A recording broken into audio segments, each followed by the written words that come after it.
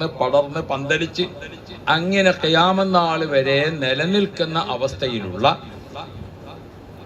ആ കാര്യങ്ങൾ ചെയ്ത് പൂർത്തീകരിച്ചു പോകുന്നവർ, വഫാത്ത് എന്നതൊരു വഫായിൽ നിന്നുള്ളതാണ്. ഈ ഭൂമിയിലേക്ക് അവരെ അല്ലാഹു തആല ഹയാത്ത് കൊടുത്തപ്പോൾ എന്താണോ അവരെ കൊണ്ട് ഉദ്ദേശിച്ചത് അത് പൂർത്തീകരിച്ചു. അത് പൂർത്തീകരിച്ചപ്പോൾ അതിന്റെ അനന്തര ഫലം എന്താണ്? അതിന്റെ തുടർച്ച പിന്നെയും പിന്നെയും പിന്നെയും ഉണ്ടായിക്കൊണ്ടേയിരിക്കും. അങ്ങനെയുള്ള ആളുകളുടെ വേർപാട് മാത്രമാണ് വഫാത്ത് എന്ന് പറയുന്നത്.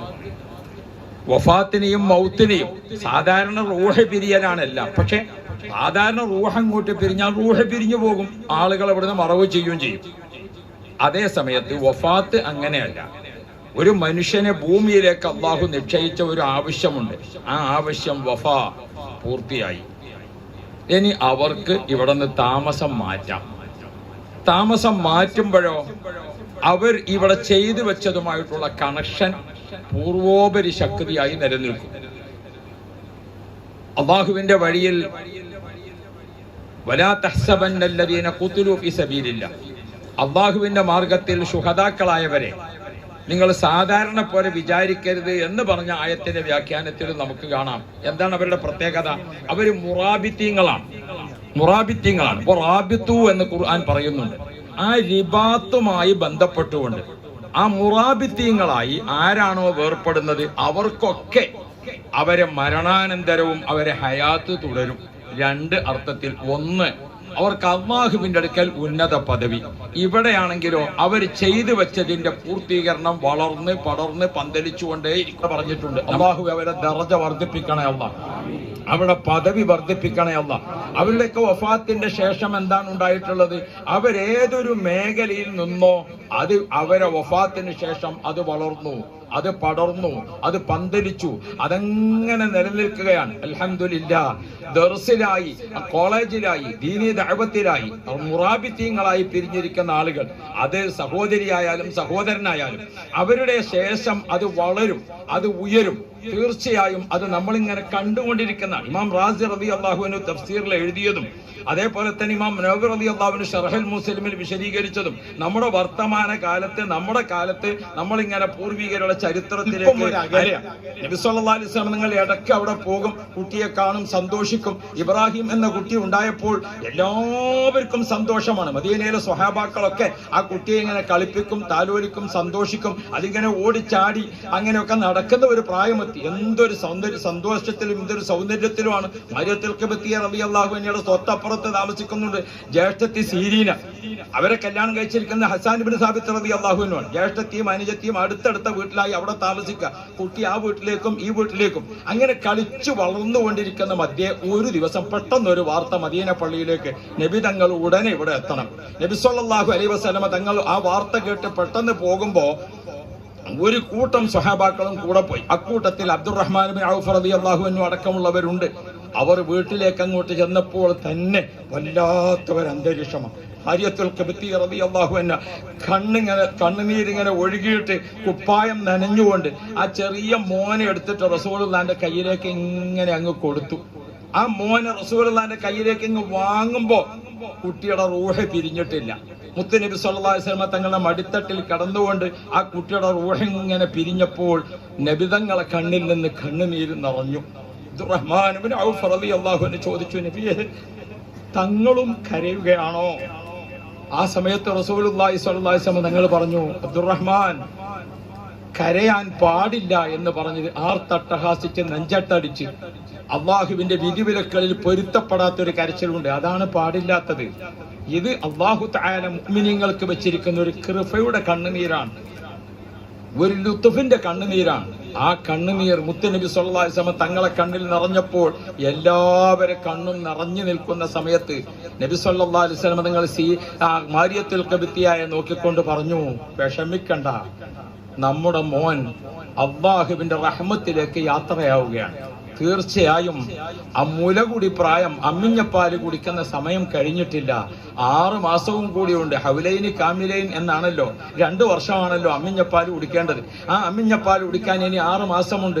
അല്ലാഹു തആല അവന്റെ സ്വർഗത്തിൽ ആ കുട്ടിക്ക് അമ്മിഞ്ഞപ്പാൽ കൊടുക്കാനുള്ള ആളുകളെ തയ്യാറാക്കിയിട്ടുണ്ട്. യുഖമ്മിലാനി റളാഅ, ആ കുട്ടിക്ക് ആ അമ്മിഞ്ഞപ്പാൽ കൊടുത്തവർ പൂർത്തീകരിക്കും സ്വർഗലോകത്ത് എന്ന് പറഞ്ഞുകൊണ്ട് മാരിയത്തിനെയും ജ്യേഷ്ഠത്തെയും കൂടി നിൽക്കുന്നവരെയും നബി തങ്ങൾ സമാധാനിപ്പിക്കുന്ന ഒരു രംഗം നമുക്കവിടെ ചരിത്രത്തിൽ കാണാൻ പറ്റും. അപ്പോൾ വഫാത്ത് എന്നത് അല്ലാഹു സുബ്ഹാനഹു വ തആല ഓരോരുത്തർക്കും നിശ്ചയിച്ച ഒരു സമയമുണ്ട്. ആ സമയം ചെറിയ പ്രായത്തിലോ വലിയ പ്രായത്തിലോ അത് നമുക്കറിയില്ല. ബഹുമാനപ്പെട്ട ഇപ്പൊ നമ്മളെല്ലാവരും ഒരുമിച്ച് കൂടിയ ബഹുമാനപ്പെട്ട ഖുറത്തങ്ങളുടെ വഫാത്ത് വാർത്ത അതെപ്പോഴാണ് വരുന്നത്? അത് വരുന്നത് ഷഹ്റുല്ലാഹ്, അല്ലാഹുവിന്റെ മാസം എന്ന് പറഞ്ഞ മുഹറമിലാണ്.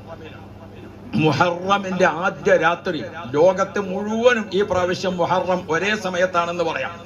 ആ ആദ്യ രാത്രി ലോകത്തുള്ള മുഴുവൻ മുഅ്മിനീങ്ങളും അള്ളാഹുവിനോട് കണ്ണീരൊഴുക്കി തൗബ ചെയ്ത് ദുആ ചെയ്ത് ഒരു പഴയ വർഷത്തെ യാത്രയാക്കുന്നു, ഒരു പുതിയ വർഷത്തെ സ്വീകരിക്കുന്നു. അങ്ങനത്തെ ഒരു രാത്രിയാണ് ബഹുമാനപ്പെട്ടവരെ വഫാത്തിന്റെ രാത്രി. നിങ്ങൾ ഓർത്തു നോക്കണം, ആ സുബഹി കഴിഞ്ഞ് അതൊരു തിങ്കളാഴ്ച ദിവസവും കൂടി. തിങ്കളാഴ്ച ദിവസമാണെങ്കിൽ ഈ കൂട്ടത്തിൽ തന്നെ തിങ്കളാഴ്ച നോമ്പെടുക്കുന്നവരായിരിക്കും എൻ്റെ അഭിപ്രായത്തിൽ ബഹുഭൂരിഭാഗവും. ഈ എല്ലാ ബീവിമാരും എല്ലാ സഹോദരിമാരും അധിക പേരും തിങ്കളാഴ്ച നോമ്പെടുക്കുന്നവരാണ്. ആ നോമ്പ് മുഹറത്തിന്റെ ആദ്യ തിങ്കളാഴ്ച ആയപ്പോൾ അത് എടുക്കാത്തവരില്ല. ആ രൂപത്തിലാണ് എല്ലാവരും. അങ്ങനെ അല്ലാഹുവിലേക്ക് ചേർത്തി പറഞ്ഞ മാസം, ആ മാസത്തിലെ തിങ്കളാഴ്ച ദിവസം ബഹുമാനപ്പെട്ട മഹാന്മാരായ ആളുകളെ ജീവിതത്തിൽ ഇങ്ങനെ നോക്കിയാൽ നമുക്ക് കാണാൻ പറ്റും. എത്രയോ ആളുകളുടെ വഫാത്ത് നമുക്ക് ആ സമയത്ത് കാണാൻ വേണ്ടി പറ്റും. ആ ബഹുമാനപ്പെട്ട ഇമാം ഗസാലി റളിയല്ലാഹു അൻഹു ഒരു തിങ്കളാഴ്ച രാവിലെ നേരത്തെ എഴുന്നേറ്റുകൊണ്ട് ഒതു എടുത്തിട്ട് സുബഹി നിസ്കരിക്കാൻ വേണ്ടി ഒരുങ്ങുമ്പോൾ ബഹുമാനപ്പെട്ടവർ പറഞ്ഞു, എനിക്കുള്ള കഫംപുട അതൊന്ന് എടുത്തുകൊണ്ടുവരിയെന്ന് പറഞ്ഞു. ആ കഫൻ തുണി ബഹുമാനപ്പെട്ടവരുടെ അടുത്ത് എത്തിച്ചു. ബഹുമാനപ്പെട്ടവർ 2 റക്അത്ത് വസല്ല സുബഹി 2 റക്അത്ത് നിസ്കരിച്ചു. ആ കഫംപുട എടുത്തുകൊണ്ട് ഒന്ന് ചുംബിച്ചു. അതൊന്ന് 2-3 പ്രാവശ്യം ചുംബിച്ചിട്ട് അത് അവിടെ വെച്ചു. എന്നിട്ട് ആ കഫൻ തുണിയിലേക്ക് ഇങ്ങനെ നോക്കിക്കൊണ്ട് ലാ ഇലാഹ ഇല്ലല്ലാഹ് ഈ ലോകത്തോട് വിട പറയുകയാണ്. ഉലമാഉ അലാ ഫിറാഷിൽ മൗത്ത്, മരണശയ്യയിലെ മഹാന്മാർ കിതാബ് കാണാൻ പറ്റും. ഇബ്നുൽ ജൗസി റളിയല്ലാഹു അൻഹു സബാത്ത് അലൽ മമാത്ത് എന്നൊരു കിതാബ് തന്നെയുണ്ട്. അതിൽ ആദം നബി അലൈഹിസ്സലാം മുതൽക്ക് ഒട്ടേറെ അമ്പിയാക്കളെ മൗത്ത് വിശദീകരിക്കുന്നുണ്ട്. അവിടെ നിന്ന് ഇങ്ങോട്ട് ഒട്ടേറെ സ്വഹാബാക്കളുടെ വിശദീകരിക്കുന്നുണ്ട്. ഒട്ടേറെ ഉമർ ബിൻ അബ്ദുൽ അസീസ് തങ്ങളെ പോലുള്ള ആളുകളെ വഫാത്ത് വിവരിക്കുന്നുണ്ട്. ദുൽഖർനൈൻ തങ്ങളുടെ വഫാത്ത് വിവരിക്കുന്നുണ്ട്. വലിയ വലിയ മഹത്തുക്കളുടെ വഫാത്ത് വിവരിക്കുന്നു. അക്കൂട്ടത്തിൽ അഹ്മദ് ബിൻ ഹംബൽ റളിയല്ലാഹു അൻഹുവിന്റെ വഫാത്ത് വിശദീകരിക്കുന്നുണ്ട്. ബഹുമാനപ്പെട്ട സൽമാൻ അൽ ഫാരിസി റളിയല്ലാഹുവിന്റെ വഫാത്ത് വിശദീകരിക്കുന്നുണ്ട്. അവരൊക്കെ എങ്ങനെയാണ്? സൽമാൻ അൽ ഫാരിസി റളിയല്ലാഹു അൻഹു വഫാത്തിന്റെ സമയം അടുത്തപ്പോൾ 4 ഭാഗത്തും വാതിലുള്ള ഒരു ചെറിയ അവിടെയാണ് താമസം. ബഹുമാനപ്പെട്ടവര് ഭാര്യയെ വിളിച്ചിട്ട് പറഞ്ഞു, എല്ലാ വാതിലുകളും തുറന്നു വെക്കണം, അവിടെ മിസ്കുണ്ട്, അതെടുത്തിട്ട് ഇവിടെ ഒന്ന് തെളിക്കണം, അത് തെളിച്ചിരിക്കുന്ന ഒരു ഒരു വിരിപ്പ് ഇവിടെ വിരിക്കണം.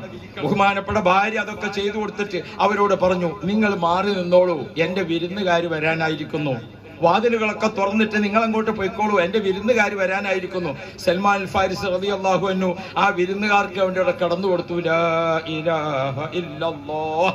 ചില റിപ്പോർട്ടിൽ അല്ലാ അല്ലാ അല്ലാ, ചില റിപ്പോർട്ടിൽ നമുക്ക് കാണാം ആ അല്ലാ അല്ലാ ഇങ്ങനെ ചൊല്ലി. അല്പസമയം കഴിഞ്ഞ് ബഹുമാനപ്പെട്ടവർ പറഞ്ഞതനുസരിച്ച് ഭാര്യ റൂമിലേക്ക് വന്നു. അവർ റൂഹ് പിരിഞ്ഞ് പുഞ്ചിരിച്ച് കിടക്കുകയാണ്. പുഞ്ചിരിച്ചിങ്ങനെ കിടക്കുകയാണ്. എന്താണ് ആ പുഞ്ചിരി? റൂഹിങ്ങനെ കൊണ്ടുപോകുന്നത് കണ്ടിട്ട് സൽമാൻ അൽ ഫാരിസി റളിയല്ലാഹു അൻഹു പുഞ്ചിരിച്ച് കിടക്കുക. ആ മരണപ്പെട്ടവരെ കണ്ണടക്കണം. 2 സൈസിലാണ് കണ്ണുണ്ടാവുക. ഒന്ന് റൂഹിനെ കൊണ്ടുപോകുന്ന രംഗം കണ്ട് ഭയപ്പെട്ടിട്ട് അന്താളിച്ച് നിൽക്കുന്ന കണ്ണ്, മറ്റൊന്ന് റൂഹിങ്ങനെ കൊണ്ടുപോകുന്ന രംഗം കണ്ട് പുഞ്ചിരിച്ച് കിടക്കുന്ന ആ ഒരു പുഞ്ചിരിച്ച് നിൽക്കുന്ന കണ്ണ്. ബഹുമാനപ്പെട്ട സൽമാൻ അൽ ഫാരിസി റളിയല്ലാഹു അൻഹു ആ റൂഹിങ്ങനെ പോകുന്ന പുഞ്ചിരിക്കുന്ന ചിരിയോടുകൂടെ കിടക്കുന്ന രംഗം. ഇങ്ങനെ മഹാന്മാരുടെ വഫാത്ത് നമുക്ക് കാണാൻ പറ്റും. ആരും ഇവിടെ ശാശ്വതരല്ലല്ലോ. ബഹുമാനപ്പെട്ട മുഹറം മാസത്തിന്റെ അള്ളാഹുവിലേക്ക് ചേർത്ത് ഷഹറുല്ലാഹ് എന്ന് പറഞ്ഞ മാസത്തിൽ അള്ളാഹു ഏറ്റവും ഇഷ്ടപ്പെട്ട മുത്ത് റസൂൽ സ്വല്ലല്ലാഹു അലൈഹി വസല്ലം തങ്ങളുടെ ജന്മത്തിന്റെയും വഫാത്തിന്റെയും ദിവസമായ തിങ്കളാഴ്ച ലോക മുസ്ലിങ്ങൾ മുഹബ്ബീങ്ങൾ ഖുബ്ബത്തുൽ ഖദറാഇനെ മഹബ്ബത്ത് വെക്കുന്ന എല്ലാവരും നോമ്പോട് കൂടെ നിൽക്കുന്ന സമയം. അങ്ങനെയുള്ള ഒരു ദുഹാ ടൈമിനോട് അടുത്ത് നിൽക്കുമ്പോഴാണ് നമുക്ക് ബഹുമാനപ്പെട്ട തങ്ങളുപ്പാപ്പയുടെ വഫാത്ത് വാർത്ത വരുന്നത്. യാ റബ്ബ് യാ റബ്ബ്. ആ വഫാത്ത് വാർത്ത അറിഞ്ഞത് മുതൽ വീട്ടിന്റെ അകത്തളങ്ങളിലും അങ്ങാടിയിലും മാർക്കറ്റിലും പള്ളികളിലും യതീംഖാനയിലും കോളേജിലും എന്ന് വേണ്ട മുഅ്മിനീങ്ങളും മുഹബ്ബീങ്ങളുമായ ആളുകളുള്ള അകവും പുറവും ഏങ്ങി ഏങ്ങി കരഞ്ഞു. എല്ലാവരും കണ്ണീരൊഴുക്കി. ആ കണ്ണീരിൽ ജാതി മത വ്യത്യാസമില്ലാതെ പങ്കാളിത്തം വഹിച്ചു. അതാണ് ബഹുമാനപ്പെട്ട കോയമ്മത്തങ്ങളുടെ ജീവിതം. അതാണ് കോയമ്മത്തങ്ങളുടെ ജീവിതം. ആ ജീവിതം എവിടെ നിന്ന് കിട്ടി? അവിടുത്തെ ഉപ്പ, നമ്മുടെ എല്ലാവരുടെയും ആദരണീയരായ താജുൽ ഉലമയുടെ വഫാത്ത്. ആ വഫാത്ത് അങ്ങോട്ട് കിട്ടിയപ്പോൾ ഹില്ലും ഹറമും ഒരുപോലെ കരഞ്ഞു. ഹില്ലും ഹറമും ഒരുപോലെ കരഞ്ഞു. ഇതൊരു പാരമ്പര്യത്തിന്റെ ഒരു അനന്തരാവകാശത്തിന് നമുക്ക് കാണാൻ വേണ്ടി പറ്റും. ഓ പ്രിയപ്പെട്ടവരെ, അഹ്മദ് ബിൻ ഹംബൽ റളിയല്ലാഹു അൻഹു വഫാത്തായപ്പോൾ ലക്ഷക്കണക്കിന് ആളുകൾ കരഞ്ഞ് വഫാത്ത് വാർത്ത കേട്ട സ്ഥലത്തേക്ക് ഒട്ടകപ്പുറത്തും കുതിരപ്പുറത്തും കഴുതപ്പുറത്തും കാൽനടയായി ഒഴുകി ഒഴുകി ഒഴുകി. ജയിലിൽ അടക്കപ്പെട്ട അഹ്മദ് ബിൻ ഹംബൽ തങ്ങൾ പറഞ്ഞിരുന്നു, ശത്രുക്കൾക്ക് എന്റെ ജീവിതത്തെക്കാൾ എന്റെ മരണം അവരെ ബോധ്യപ്പെടുത്തുമെന്ന്. എന്റെ ജീവിതകാലത്ത് തന്നെ അവർക്ക് മനസ്സിലാക്കാൻ കഴിയുന്നില്ലെങ്കിൽ എന്റെ വഫാത്തിന് ശേഷം എന്നെ അവർക്ക് മനസ്സിലാക്കാം എന്ന് അഹ്മദ് ബിൻ ഹംബൽ തങ്ങൾ പറഞ്ഞിട്ടുണ്ടായി. അഹ്മദ് ബിൻ ഹംബൽ തങ്ങളുടെ വഫാത്ത് വാർത്ത കേട്ടിട്ട് ജനലക്ഷങ്ങൾ ഒഴുകി. ആ വഫാത്ത് വാർത്ത കേട്ട് ഒഴുകിയിരിക്കുന്ന ജനങ്ങളെ കണ്ടിട്ട് ലക്ഷക്കണക്കായ ആളുകൾ ഒഴുകിയെത്തിയുടെ ആ വരവും ആ ജനാസ നിസ്കാരവും അത് കണ്ടുകൊണ്ട് 20,000-ഓളം വരുന്ന ആളുകൾ ഇസ്ലാം മതം സ്വീകരിച്ചു എന്ന് ചരിത്രത്തിൽ കാണാൻ പറ്റും. മഹാന്മാരുടെ വേർപാട് അത് വഫാ. അവരിവിടെ വന്നത് എന്താണോ ആ ലക്ഷ്യം പൂർത്തീകരിച്ചുകൊണ്ടുള്ള പോക്കാണ്. പൂർത്തീകരിക്കുമ്പോൾ അടുത്ത തലമുറക്ക് അതിനെ വളർത്തി ഉയർത്തി പടർത്തി നിലനിർത്തിക്കൊണ്ടു പോകാൻ സാധിക്കുന്നതായിരിക്കും അവരുടെ വഫാ. അത് പൂർത്തീകരണമാണ്. ഖിയാമ അവരിവിടെ നട്ടു വളർത്തിയത് അത് വളർന്നുകൊണ്ടേയിരിക്കും. ബഹുമാനപ്പെട്ട താജുൽ ഉലമയും ബഹുമാനപ്പെട്ട കോയമ്മത്തങ്ങൾ ഖുറാത്തങ്ങളുമൊക്കെ അവരിവിടെ നട്ടു വളർത്തിയിരിക്കുന്ന നിങ്ങൾ ഓർത്തു നോക്കൂ, എത്ര ആളുകളെയാണ് ബഹുമാനപ്പെട്ട തങ്ങളുപ്പാപ്പയോട് ആര് വന്ന് ആവശ്യം പറയുന്നോ ആവശ്യത്തിന്റെ തോതനുസരിച്ച് യാസീന്റെ എണ്ണം വർദ്ധിക്കും. ചിലർ 3 യാസീൻ, ചിലർ 10 യാസീൻ, ചിലർ 41 യാസീൻ ഓതാൻ പറഞ്ഞവരായിരിക്കും ഭൂരിഭാഗവും. ഒരു യാസീൻ 83 ആയത്താണ്.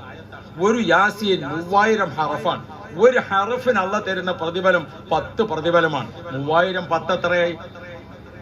30,000 ഒരു യാസീൻ നമ്മൾ ഓതിയാൽ 30,000 അല്ല, അത് 90,000. എന്തുകൊണ്ട്? നമ്മുടെ ചുമലിൽ നമ്മുടെ വലഭാഗത്തൊരു മലക്കുണ്ട്, ഇടഭാഗത്തൊരു മലക്കുമുണ്ട്. നമ്മൾ യാസീൻ ഓതുമ്പോൾ മലക്കുകൾ അതിൽ ചേരൂല. എന്ത് സംശയിക്കാൻ? ആ മലക്കുകളെ കൂട്ടത്തിൽ ഒറ്റ വഹാബികളും ഇല്ല. അതുകൊണ്ട് അവരൊക്കെ ഓത്തിൽ ചേരുമെന്നത് ഉറപ്പാണ്. അപ്പൊ നമുക്കത് സംശയിക്കേണ്ട കാര്യമില്ല. നമ്മൾ മരിച്ചതിന് വേണ്ടി ഓതുമ്പോൾ മലായിക്കത്തിന്റെ കൂട്ടത്തിൽ ഒറ്റ വഹാബിയും ജമാഅത്തും മുജാഹിദും ഒന്നും ഇല്ലല്ലോ, ഓരൊക്കെ ഓത്. അപ്പൊ ഒരൊറ്റ മുഅ്മിനീങ്ങളെ മുസ്ലിം ലോകത്തെ കണ്ണീരിലാഴ്ത്തിക്കൊണ്ട് വേർപ്പെടുക, അത് മഹാന്മാരെ വഫാത്ത് അവരെ ഭൂമിയിലേക്ക് അയച്ചതിന്റെ ആവശ്യം എന്താണോ അത് അവരെ കൊണ്ട് അത് പൂർത്തിയായി അവരിവിടെ ബാക്കി വെച്ചുകൊണ്ട് പോകുമ്പോൾ അത് ഖിയാമ നാൾ വരെ വളർന്നുകൊണ്ട് പടർന്നുകൊണ്ടിരിക്കും.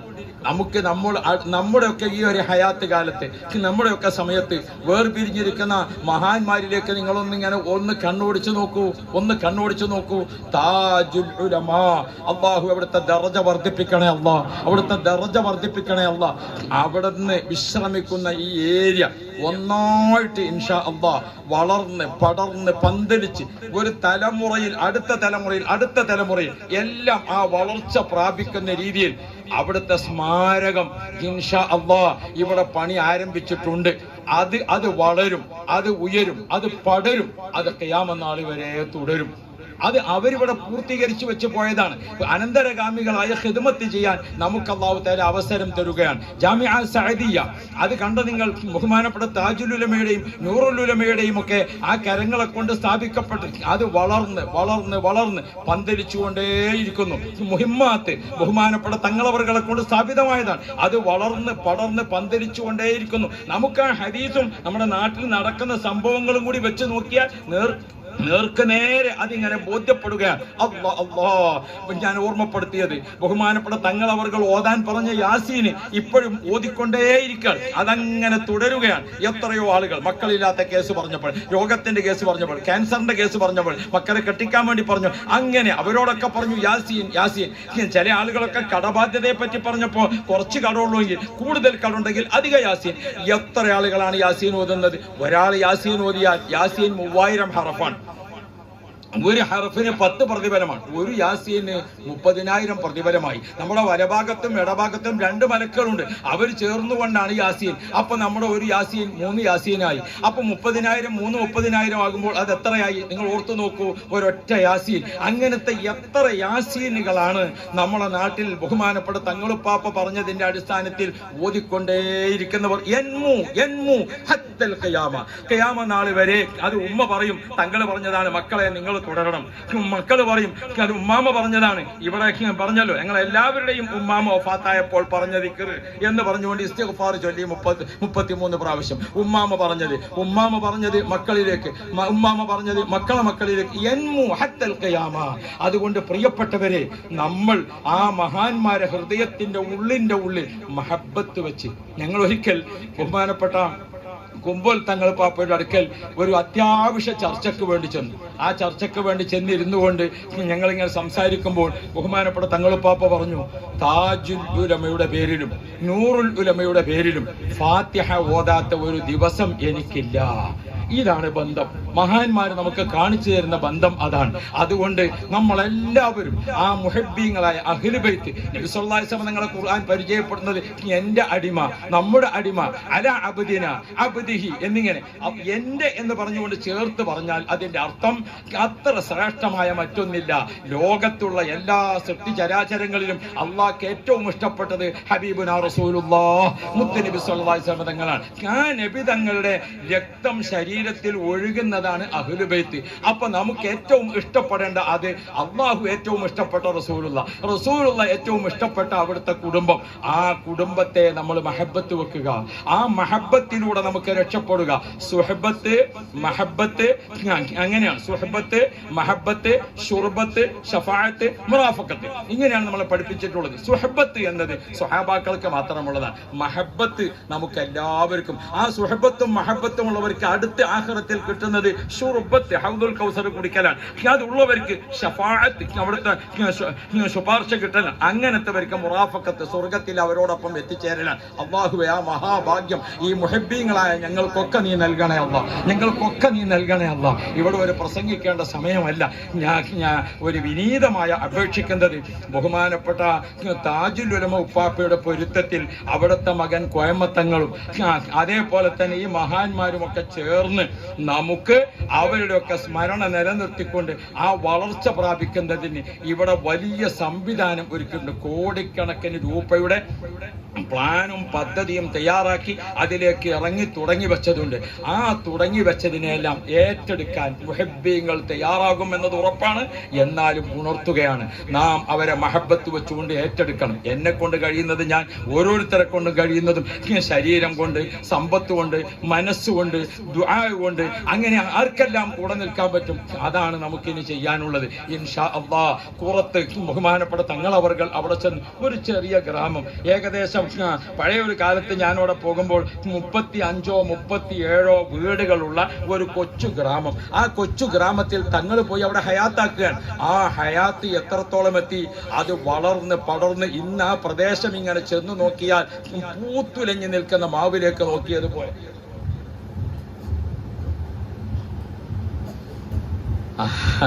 മോൻ പറയാണ്, പാപ്പാന്റെ സമ്മതത്തോടു കൂടെ അവിടേക്ക് നിശ്ചയിച്ച് പറഞ്ഞയച്ചത് കുമ്പോൾ തങ്ങൾ പാപ്പയാണ്. അല്ലാഹു റബ്ബി, മഹാന്മാരുടെ ഒരു വാക്ക്, അതിന്റെ ഒരു അനുസരണം, അതൊക്കെ ഇന്ന് അവിടെ ഇങ്ങനെ പോയി നോക്കിയാൽ ഇന്നിപ്പോൾ ഇനി അവിടുത്തെ വളർച്ചയ്ക്ക് കണക്കില്ല.